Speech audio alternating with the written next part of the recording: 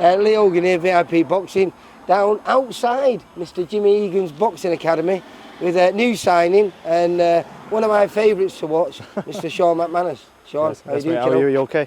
I am, mate. Okay, I am. Looking forward to this journey start. Yeah. We're not sure when it is. Yeah. You've got to meet the board, you've got to do your Yeah. medicals and everything. But fingers crossed, everything goes perfect. Yeah. Then we'll probably be looking at getting you out before the end of the year. Yeah, hopefully by the end of the year. Yeah, hopefully all goes well then. Get it going, man. I'm excited. Yeah, I like to ask fighters, you know, when they turn up, because you had an extensive amateur career. Yeah. A lot of fights, 80 plus fights. Yeah. Fought from a young age, fought everyone. Yeah. Didn't care. Yeah. Didn't care what weight as well. Was that, yeah, through all the we'll talk weights, about man. that later. Yeah. But I was looking on then. I like to think, you know, is there any sort of like kids that you fought as an amateur that are pro now that you'd look forward to having rematches in the pro game? And I've got a list here, mate. I know. And there's these. I'm just trying to think of what weight you fight at now. You know what I mean? Well, there's young Jake Harrison, who's a little Scouse kid, Yeah. doing really well now as a pro. Yeah. Bobby Faulkner, he's Yeah. going to be fighting on the 18th of October show in the Hideout, Yeah, I've seen 10-0 that before, now. yeah. I think he's looking at maybe a little title soon. Zach Miller just defended fought his the Commonwealth weekend, title yeah. at the weekend. Adam Carberry just fought for the super featherweight title. And a guy who's just come back, and he's come back a lot heavier as well, Deontay Dixon. Oh yeah. You know, and these are just the fights that I've filmed. So Yeah, is there anyone else besides that? Joe Tyers, Josh Babb. Who else now? I've got him on Facebook, you know. Josh Babb. Yeah. He's a good lad. Yeah. I think he boxes at Bantam now. He's only small. Oh man, I'm trying to think. But you I've just never so said many. no, did you? No. Everyone and No, anyone. there's We talk about, you know, your stablemate. I'm going to be catching up with Joe McGuinness, and Joe suffered a lot of adversity in boxing with injuries, you know, shoulder 100%, injuries, this, the back injuries. You've been the same way yourself, you know. You had some bad elbow injuries early on in your career, didn't you? You recovered from them, and then what was the thing you did with your knee? Cruciate ACL. Yeah. I done my ACL, but obviously because it was COVID and stuff like that, I couldn't get the surgeries. Only doing like brain tumours and stuff like that. So I had to wait a whole year. You had to do the first surgery. It was on my cartilage, which is obviously it's like a minorish one. Then obviously I got the knee reconstruction, but obviously the recovery was obviously 10 times harder. And while you was waiting for that surgery, you weighed out quite a lot. Yeah, 16.5 stone I went up to. What were you competing? You were competing 60, about the 60 kilos. 60 kilo, yeah. Then I think the heaviest I weighed was 107, 106, 107. Because I seen you. I was filming one of Jimmy's shows, and you turned up there, and I didn't recognise you. Yeah. Man. I didn't recognise you. I know. You made me look slim, and that's saying something. Mate, when I look back on pictures now, I'm thinking, oh, Jesus Christ, I don't know how I got that big. I don't realise, but I always had it in the back of my mind. As soon as I'm ready to go, I make sure I get it off. You know what I mean? It's one of them. But you know something? Often people don't. You know? So I think that was great lessons learned from that, wasn't it? Yeah, 100%. Like, it's just made me want it even more. Do you know what I mean? Because you know, a lot of people don't get second chances and stuff like that. So it's one of them. It could have never been the same after that. You never know. So like I got told it wouldn't. I got a lot of that kind of stuff. So to be back now and obviously fighting, I've fought at a good level since I've been back. And what I loved about when you did come back, you didn't just wait until you got back down to your own weight, which you eventually did. Yeah. But you were fighting, what's it, 90 kilos? Nah, my first one back, I think it was 79, 80 kilo. And it was against a good kid, James Precious, he's called, from Yorkshire. Yeah, I know the kid. Very good. I walked into the room, and I seen like national champion, I was thinking, fucking hell. First one here is a tough one, but it was a good fight. Came out, looking at him, he's massive, him. Obviously expect him 80 kilo. But it was a good fight. I give him a good go. It was a good fight, mate. Yeah. You, as well as you did as an amateur, your style wasn't suited to amateur. You know, this is why I think I used to love watching you so much, because you're a pressure fighter. Yeah. You know, you're on people, and then you don't leave them alone. You've got a great engine on you, but your inside work is really, really good and very, very pleasing to watch. I think you're going to be get a big fan base because people are going to enjoy watching you box. That's the plan, man. That's hopefully it all works well, which it should be, because you know I lived a life and stuff like that. So it's going to happen. Yeah, because you don't drink or smoke. No, I don't do any of that. No. My problem's food. That's it. But easiest thing to sort out. What are you hoping to fight as a pro when you first on the day it'd be welter, but day before it'd be 140. So super light. Super light day before, yeah. Because like as the amateurs, I made 67 as the amateurs, but as Steve knows, you know, not that I'd always done it wrong. Well, I did do it wrong, but I always just left it a little bit too short because you're always fighting and stuff like that. You know, you have a mad week and you get asked to fight. It's like, you know, I've got to get it all back off again. So.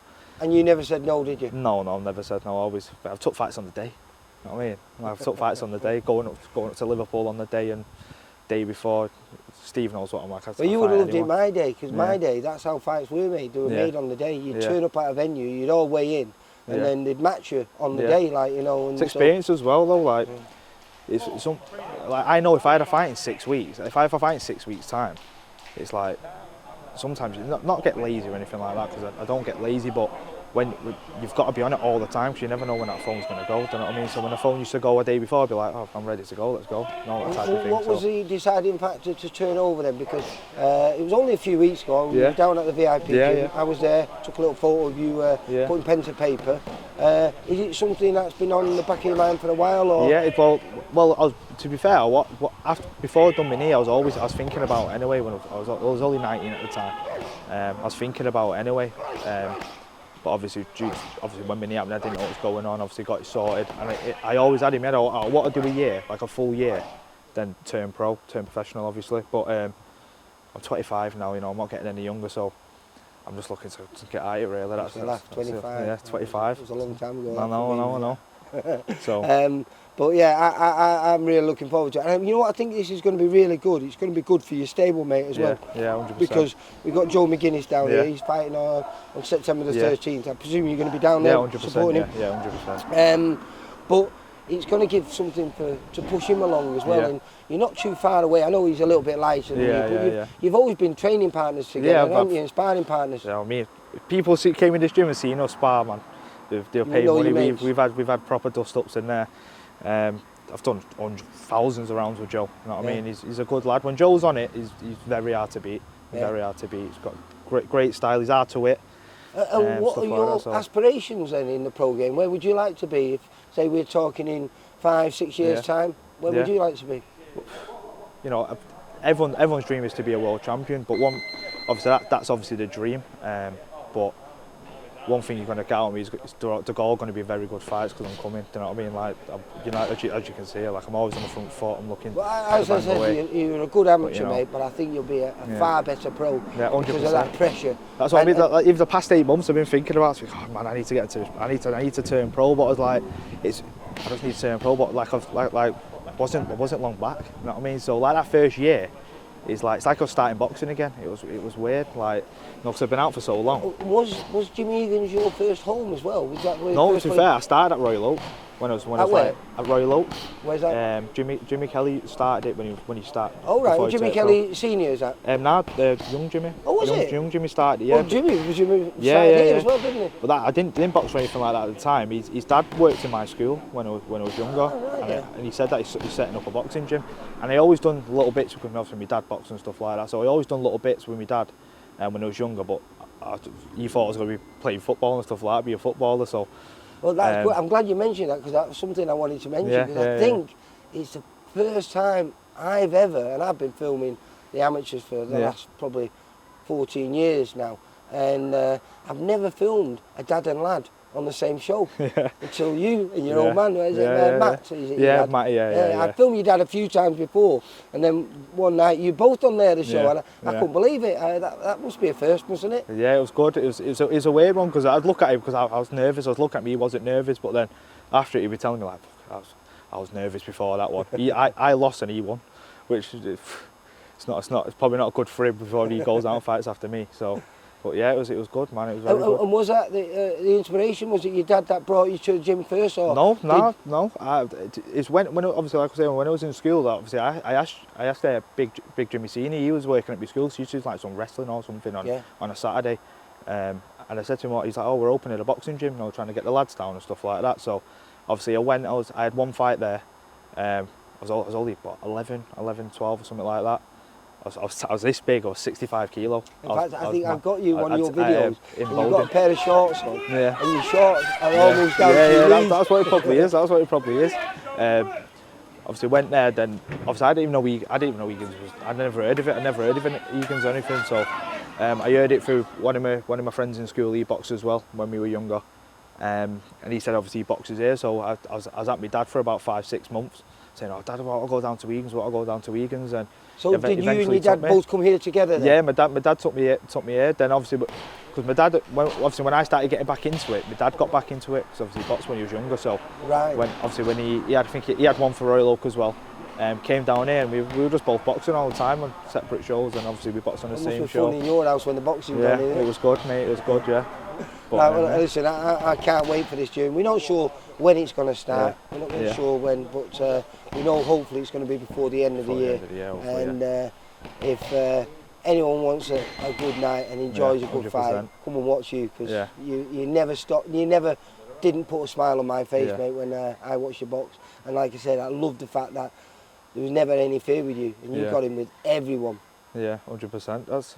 I didn't think of it. I just thought it was just another fight. You know what I mean? It's just experience. That's all. Like, I just feel what's the worst that's going to happen. I'm only going to gain experience from it and fighting everyone, seeing every style. So. It's and do you think?